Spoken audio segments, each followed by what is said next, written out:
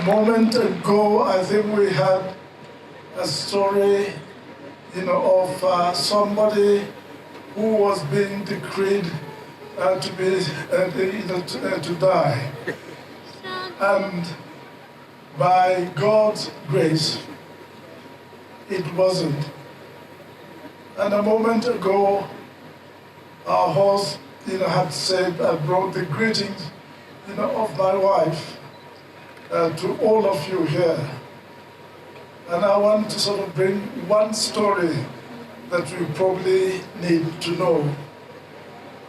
At that time, we were in Nigeria when the sentence was being done to General Obasanjo. And honestly, I felt so bad about it. The thing should not happen. Such a thing should not happen. Certainly, it must not be. And so, I wrote a letter pleading with him.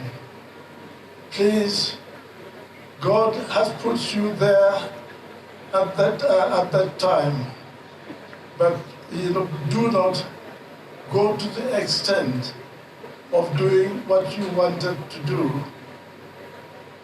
And I had to send my wife with a letter to General Abacha in the middle of night, and she came to Abuja to deliver the letter that such a thing should not happen. I'm glad that soon after that, things changed. And not only that, he left prison and, of course, became our head of state.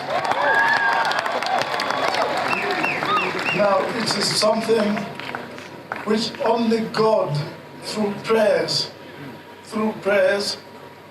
and sincerity, and I thank God that in the end, what happened is really that today we are here